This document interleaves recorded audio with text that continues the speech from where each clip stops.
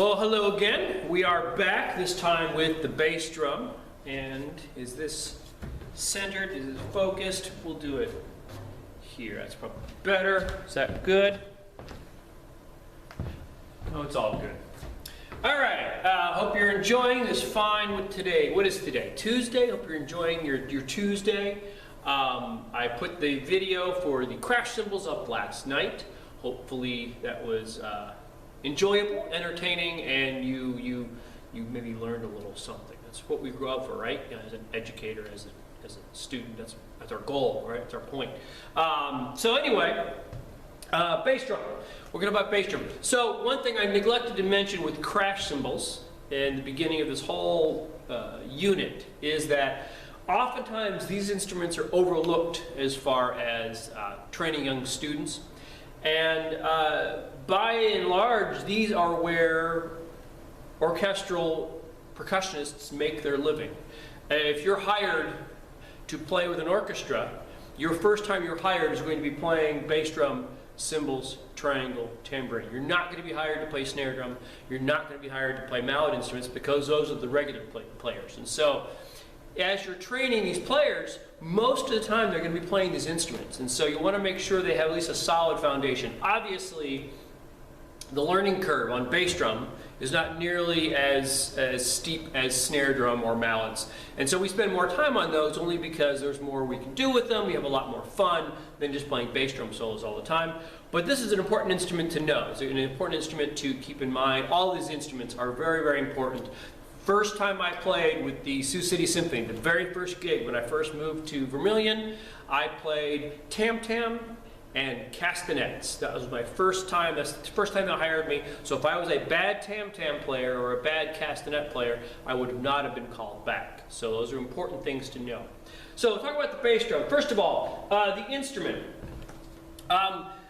You don't need a gigantic bass drum. In fact, I'm not a fan of a gigantic bass drum. This bass drum is about medium to medium small. I believe it's a 32-inch drum. We have a 36-inch drum over at Alf's, which used to be over here. It's too big of an instrument. This is a better size instrument for most of the bands that we have here. If you have a huge band, then sure, get a big bass drum. But you don't need a big bass drum, and usually it'll be A, too loud, and B, hard to tune, right? Hard to dial in the notes. There's a bass drum that's pictured in your book.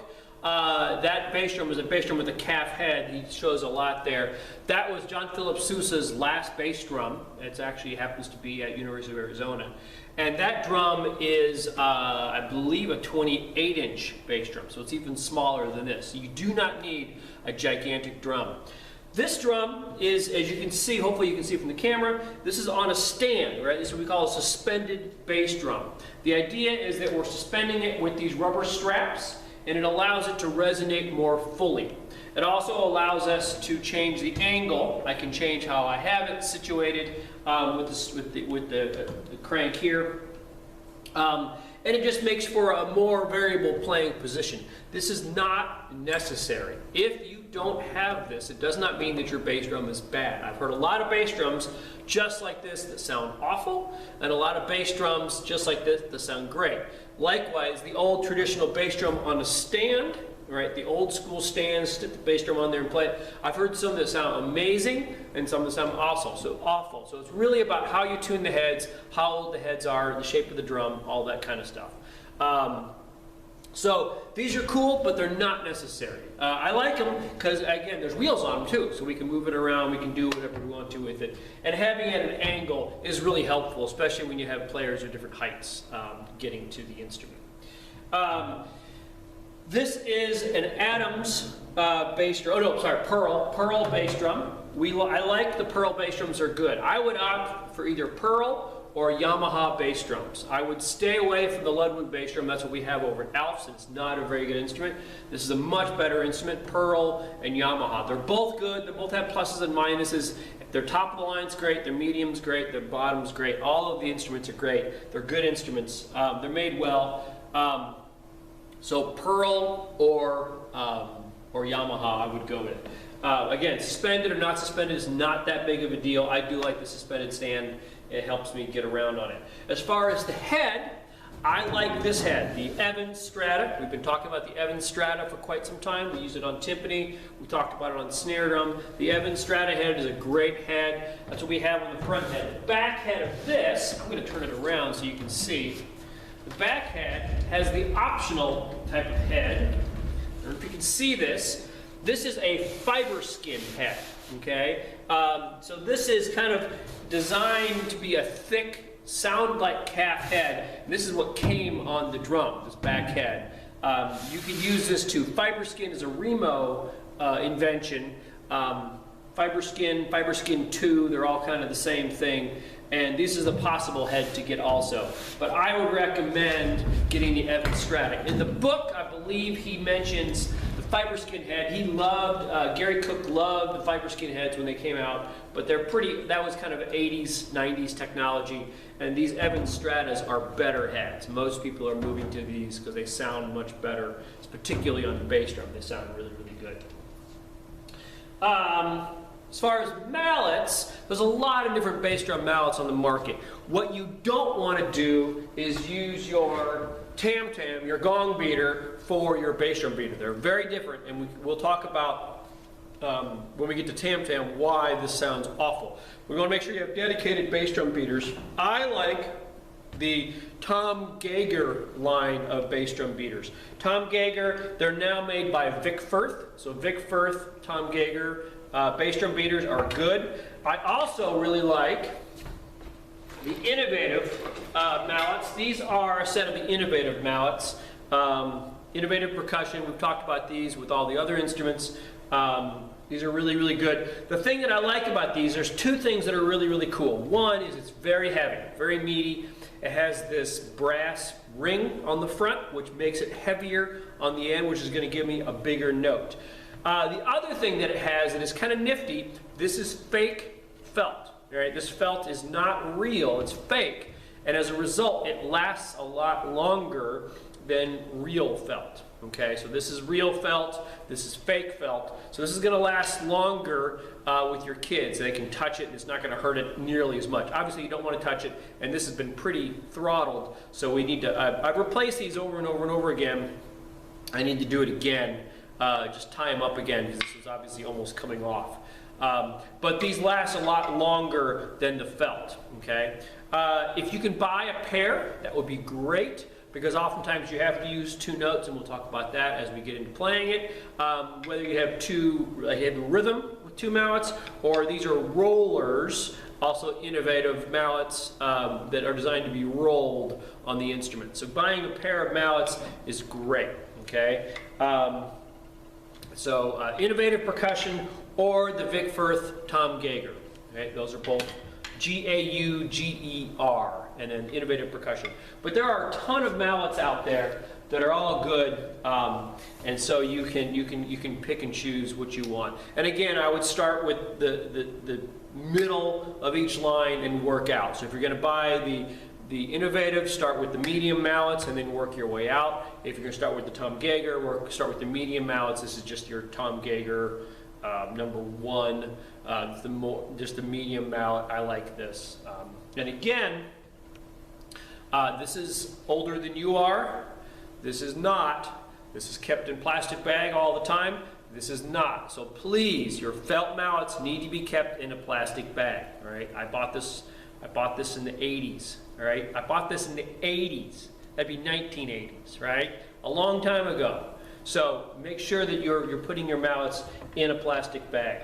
All right. So playing the instrument. The first thing to think about when you're playing the bass drum is that ideally, in a perfect world,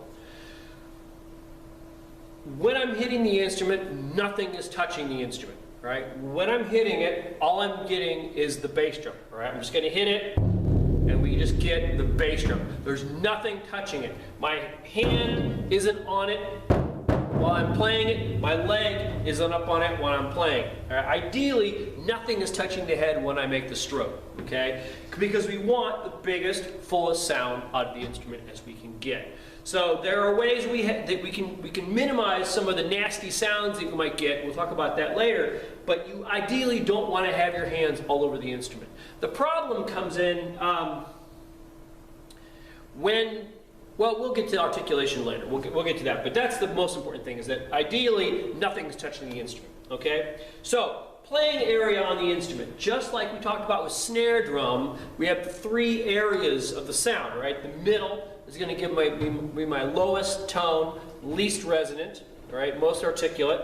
The edge is going to give me a lot of highs, very ringy, but thin, okay? And so the medium is where I want to play. And so what I typically talk about, if this is the middle, I play just south of that, all right? I'm about 6 inches south of the middle of the drum, okay? I don't know if you'll be able to hear it in the video, but here's the middle of the drum. And here's just south of that. I feel it gives me a rounder tone if I'm just playing generic normal notes. Having a little south is going to give me a better sound. The edge obviously sounds nasty. There's something ringing.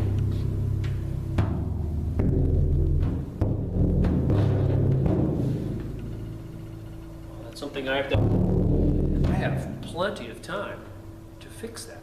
I've got like 6 months before I will see any of you. And I have plenty of time to fix this. So I will do that before we start in the fall. Okay, so middle of the drum, the driest, the least resonant, edge, most resonant. The normal meeting spot is just south of the center, okay? If I had the drum turned the other way, which we don't normally do. Left-handed players sometimes turn it the other way, but I think it's difficult because, as we talked about our setup, right, the timpani's over here, bass drum, ideally cymbal player here, I can communicate. If I'm playing on this side, I'm a left-handed player, now I can't communicate with the cymbal player as well. So we typically leave it on this side of the instrument. All right. So our generic way of playing is exactly like our snare drum stroke, right? In that we come in, we come out of the drum. Now, oftentimes, we need a little bit more pointed sound. And so what Cook talks about is muscling the stick into the head. All right? What I'm going to do is very similar to timpani. We talked about the big four of timpani. Same concept in this. I'm going to tighten up my grip. I'm going to tighten up my arm a little bit. And I'm going to play into the drum. And I'm going to kind of be more into the drum, not necessarily bouncing out of the drum. Now, this is very important when we come to repeated notes. And the reason this is important is this head is very, very low in pitch. And the head is vibrating very slowly compared to a snare drum, right? So as low as this is, it's very, very low. The head is vibrating very slowly and very far. Okay, so you can imagine the head coming in and out, all right? I can hit this head at various parts of coming out and in, and I'm going to get a very different experience depending on where it is. So for instance, so I'm going to try to do it this way for you guys. So imagine the head sideways, all right? This is my head coming in and out, right? So this is, just go ahead and do this, all right? So the head's bouncing out this way, right? So when the head is fully bounced out all the way, right? It's at its, those of you who graph know what that's called. The highest point, the wave, the crest and trough, is that right? So it's at the crest. It's all the way out. If I hit at that spot, right, at that moment, I'm going to have a lot of resistance as it's coming out, okay? It's going to, I take that back, sorry. Yeah. It's going to be fully out, and I'm going to have a lot of kick to stick the mallet out, all right? If the head's on its way in, then it's going to be a very soft experience, right? In other words, I'm going the same direction as the head. If it's all the way in, stretched all the way in, I'm going to get nothing, because if I hit it, it's not going to go any farther. It doesn't want to go any farther. If it's on the way out, it's even more of an experience of bouncing the mallet out, okay? So you get a very different experience based off of where it is, okay? So if I'm playing very relaxed, very loosely, see if you can see this. I'm going to play really relaxed and just let the stick bounce the way it is. And I want you to look at the action of the mallet as I'm playing these repeated notes.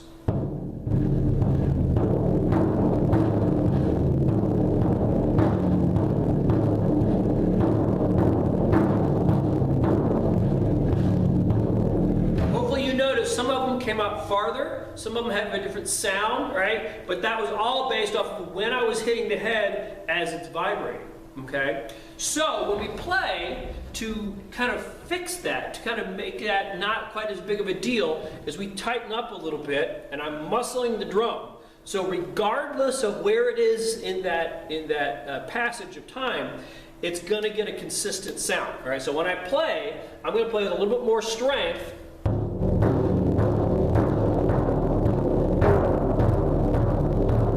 So I can compensate for hitting the head at different points of its vibration. It's very, very important, because if I, again, play nice and relaxed, of weirdness. And what we normally do in class is I have everybody come up and I have them feel that, and I want them to really appreciate the difference, right? How much of a difference you get from when the head's going in and when it's coming out, okay? So again, I'm going to play with a little bit tighter grip, a little bit more into the drum, okay? A little bit more into the drum. Good. Now, when it comes to articulation, same concept we talked about with cymbals, all right? The long note should be long, short notes should be short, all right? So if I want a really long note, I need to play a big long note. If I want to play a short note, I want to play a short note. To muffle it, all we do is we take our other hand and stop the sound. You don't need a glove, you don't need a special tout, you don't need anything fancy, just muffling the sound, okay? When we talk about repeated notes, this is where it gets difficult from a high school band director standpoint. All right, if I'm playing a typical march, a Sousa march, the notes in the bass drum part are going to be quarter notes. Quarter, quarter, quarter, quarter, quarter, right? No rest, just solid quarters as they went along. And so the young bass drum player would say, well, Dr. Wadley says don't touch the instrument, so I'm going to let it go. Those are all quarter notes, right? There's no rest in there, so I need full notes. So they're going to play this while you're trying to play the march. And that's obviously a very gross, big sound, way too big for what you're doing. All right, so they're like, well, that's what it says to do. So you, the band director, says that's just too much. You got to muffle it. All right, you got to muffle the drum. And so what they do is they put their hand on the drum. Now that sounds awful, but it sounds better than what they were just playing, and it's out of your hair now. It's not your problem, right? It's quieter than the rest of the ensemble. You don't have to worry about it. Some people even put their leg up on the drum. These stands, I'm sure you can't see it, it's too low. There's a bar down here on this side, not on this side. There's a bar that I can put my foot up on so that I can put my knee into the drum. All right, so what sometimes they'll do, put their knee on one head, put my hand on the back head, and they're muffling the drum. Now that's actually not a bad sound if my part called for muffled bass drum. Right? If it said, put your knee on the drum, really muffle the drum, that's not a bad sound. But as a general way of playing it, we really don't want to do that because it's not full, right? Really, all in your ensemble, when you're talking to your tuba players, your trombone players, your woodwind players, we all want that big, full sound, right? Same thing on the bass drum. We want our big, full sound. But again, that's obnoxious. We can't have that. So what we have to do is we have to actually use our ears. So if we listen to the ensemble, and I would ask you, who do we play with normally? The bass drum is doubling the rhythm of what part? And you'd probably be right, you'd say the tuba, which is right in front of me, right? So the tuba is playing boom, boom, boom, boom, boom, boom, right? They have quarter notes too. Quarter, quarter, quarter, quarter, quarter. But they're not going ba da da da da da. Right? They're playing da da da da da da. They're playing shorter notes than that because they know stylistically that's what's necessary. Okay, maybe they even have eighth note rest, but usually it's the same quarter, quarter, quarter, quarter, quarter, quarter. Okay, but they're not playing them long because they know that's not the style that they want. So the bass drummer needs to emulate that. Okay, so if I was playing along, I'd want to do the same thing and play eighth note, rest, eighth note,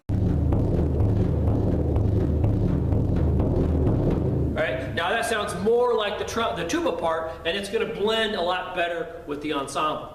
Okay? And no, the audience does not hear that hand on the back side, the muffling sound. They don't hear that when you're out there 50 feet past the ensemble. You definitely don't hear it when you're in Alps, because you don't hear any sound, any articulation coming from the back of the hall back there. So the resonance of the head is really determined, again, like we talked about yesterday with the crash cymbals, it's really determined by the length of the notes played by the ensemble around it. So they really need to be attentive to that and listen to it. And it takes some sensitive training, because your drummers are seeing quarter notes on the page. They want to play quarter notes, but they actually need to play eighth note reps to really get that sound. Now, I did read a thing with Sousa, specifically with Sousa and the bass drum. He loved the bass drum. The highest played performer in the Sousa band was the bass drummer. He really felt like this is the most important instrument in the entire ensemble.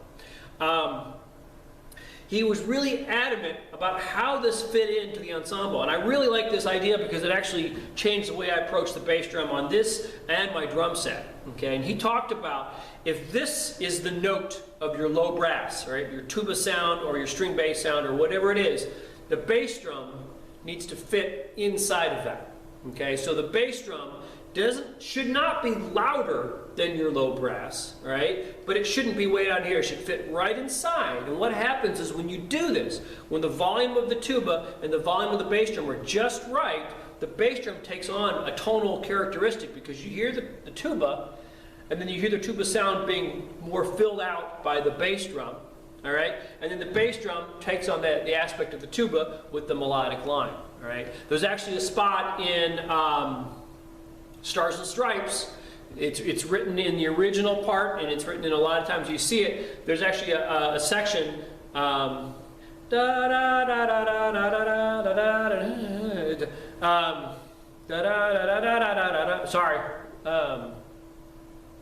Da da da da da. Gotta get to da da da da da da da da da.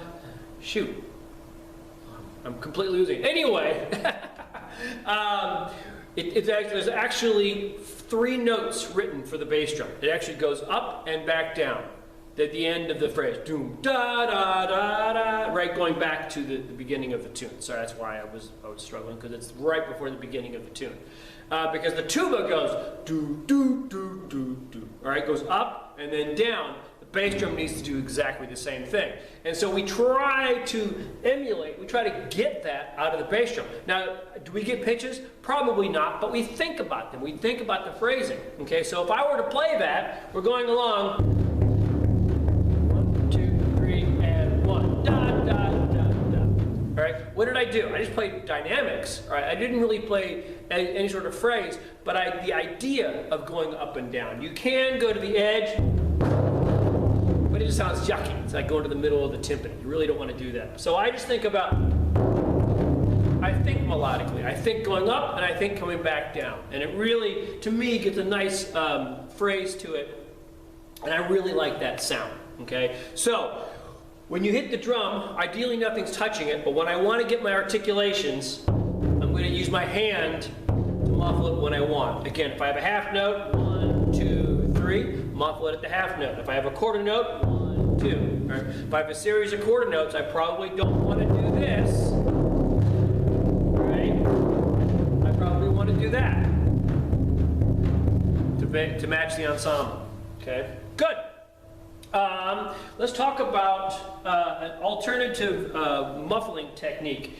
If your drum is kind of unfocused, right? It's not sounding like you'd want it to. It's like a little bit, and this one right now, because of this weird vibration, needs a little bit of time, a little bit of attention. But the one over in Alps has this problem that it's sometimes an unfocused sound. And so rather than keeping your hand on the instrument, which obviously takes away half of your beating opportunities, what we usually do is take a towel. This is just a bath towel, and I'm going to drape it over the top, just like that. Okay. And the cool thing is, I can vary how much this is touching the drum. So this is quite a bit muffled now. Okay. Right? That's really too muffled. But if I wanted a really muffled sound, if I had to play something that's articulate, right, I might want to do that. But what I'll do oftentimes is I'll just take part of it on the drum. Right? It's still ringing, but it's just muffled just a little bit. And you can vary that by taking more and more off. Now this drum sounds good, so it doesn't really need that. But just a little bit isn't bad.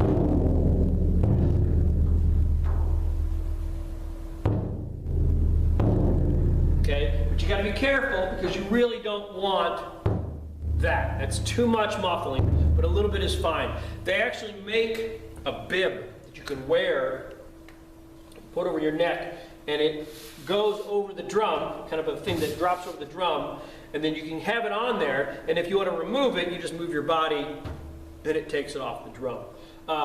Or you can just get a towel, which is what I did. All right? So it's not uncommon for professional bass drummers to take a towel just to tidy up the sound a little bit, right? Especially if they're going to play something very articulate. This is very handy if you want to play really, really articulate.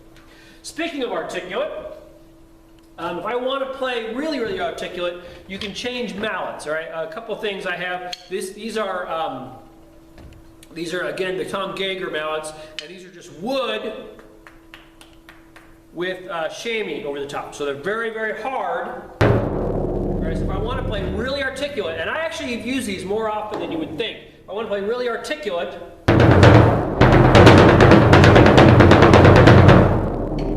right, that would be perhaps if I wanted to play The Rite of Spring. There's that part in there.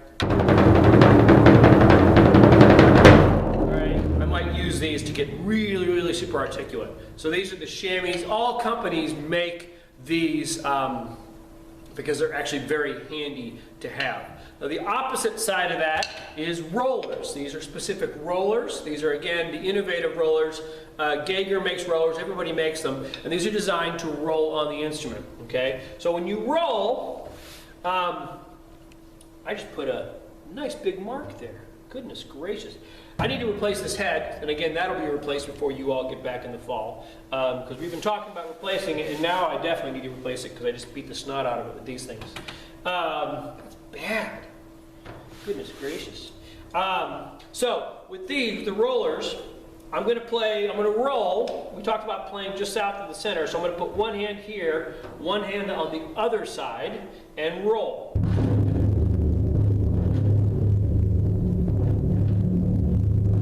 Okay, without the rattle. So that's something, again, when I take the head off, I'll find out what that rattle is and I'll put the new head on. And maybe I'll even do that and then put it on the video later this semester so you can see what I've done.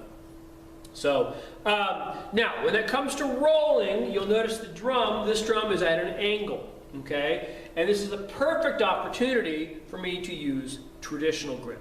So it's not uncommon to see bass drummers use traditional grip because this is why the grip was invented. So I can roll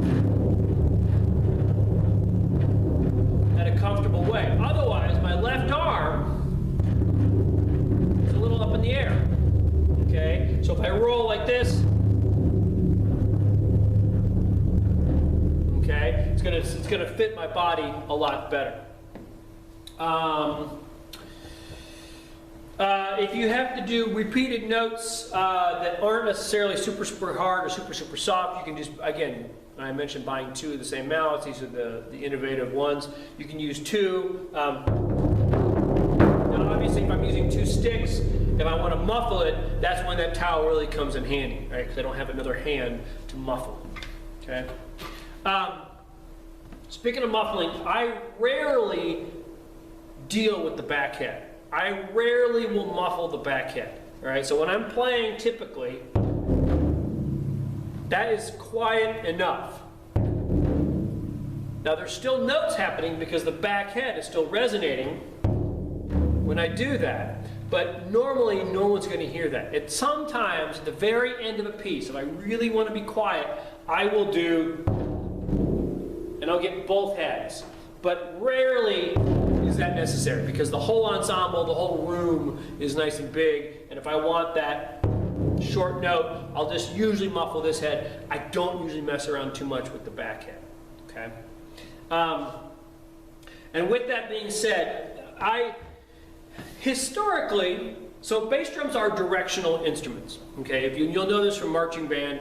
When the bass drummer is looking at you, you have a hard time hearing them. When they turn to the side, you hear them much, much better, all right? It's about a 30%, it's gotta be more than that, but it's a big deal. I think it's 30% louder sideways than it is this way, all right? And it really is an important point. That's why bass drummers in the marching field are always sideways compared to the rest of the band, because their sound is very directional. This is the same thing. The sound is directional. So when I hit the bass drum, it's going that way and it's going that way.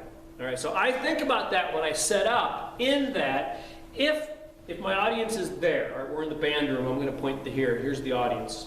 Well, heck, you'll be the audience. If I'm pointed with the back head facing you, the audience. Now, I'm going to try this, and you could let me know. Maybe you could tell me on the comments if you can hear a difference, okay? It'd be interesting to see if the video can pick up on this. So if I have the back head facing you, you're going to, in my theory, in my idea, is you're going to have a harder time hearing my articulation, and you're going to be hearing a lot of sustain. So the sound is, all right, you're going to hear the tone, but you're not going to hear my articulation. So I'm going to play some muffled notes and some non-muffled notes, and let's see how it changes. So this is the back head facing you.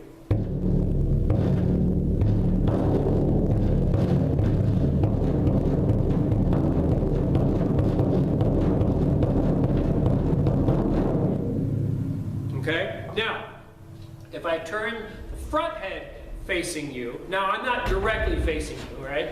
But so that the head, you're there, this head is now facing toward you, it's going off this way, going to bounce off the walls and it's going to get to you.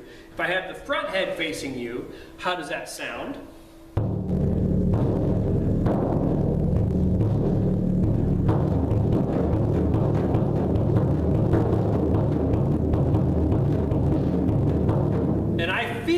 That it's a lot more articulate when the front head is facing you. So, if you're the audience, I usually don't like to set up directly at sideways to you, all right? What I like to do is slightly turn the bass drum toward the audience so that the sound at least gets out towards the hall, all right? Otherwise, we're not getting the sound out as far as we can and not getting as much direction as we can. Of course, it depends on the hall, all right? And in Alps, obviously the bass drum needs all the help it can get, so having it a little bit facing forward would be great. Having it backwards like this is going to sound really bad. The problem is, if you're the ensemble, if you're the audience, and this happens to be, you say you're the conductor, right? I can see you pretty well here. If I turn, now I'm kind of facing this way, so I have to just change my body. And it's not that big of a deal. I just have to turn my body a little bit, move my music a little bit in line with you, and we're all fine and good, okay? So that's kind of how I think about setting up the bass drum. Because it's directional, I want this head facing the audience some way, at least diagonally. All right, finally, and I should have talked about this at the very beginning, tuning the bass drum. This goes along with my theory or my thoughts about how any bass drum can sound good, any bass drum can sound bad. In the book, Cook says, tune this head lower than this head. All right, I don't usually do that just because I don't like the feel and the sound of that. If that sounds the best on your bass drum, then by all means do it, but I typically don't do that. So my take on tuning a bass drum, the bottom head, the resonant head, I want as loose as possible so that it resonates as much as possible. Now, I don't want it so loose that you get this papery sound, right? You don't want it super loose where you get that plasticky, papery sound, all right?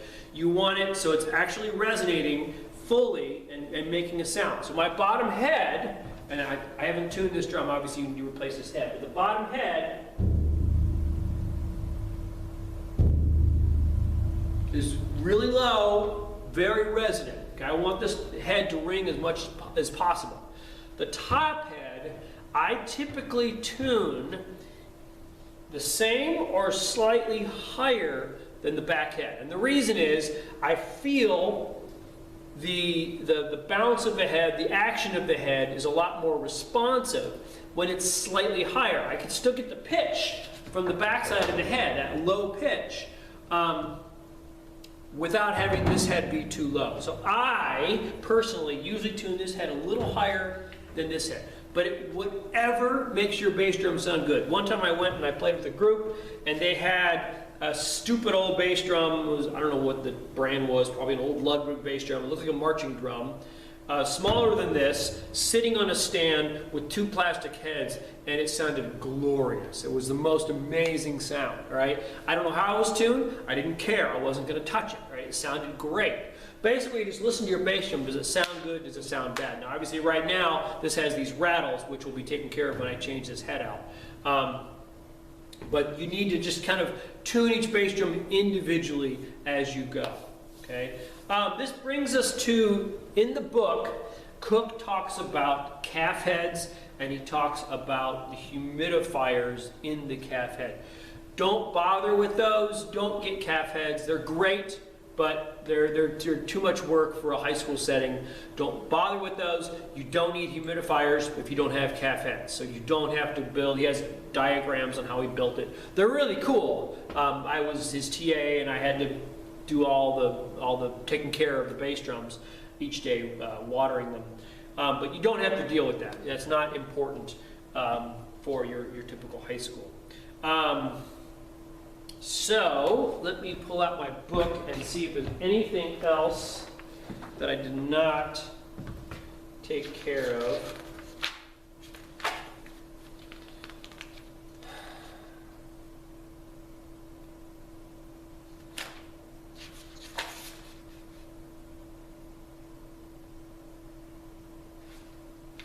I think that's it. So, questions.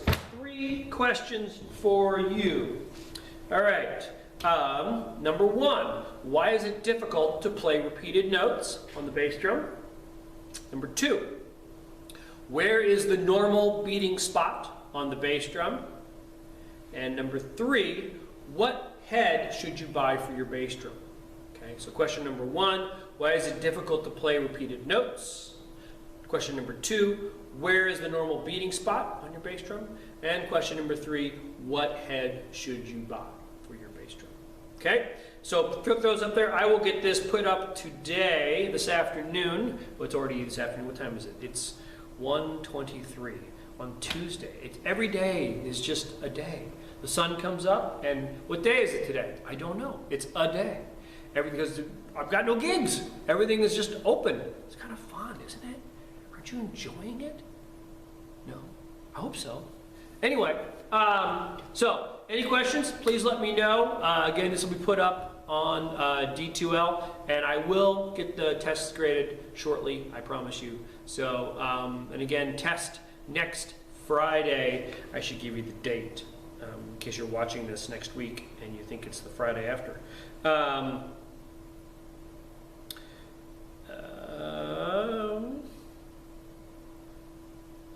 So today is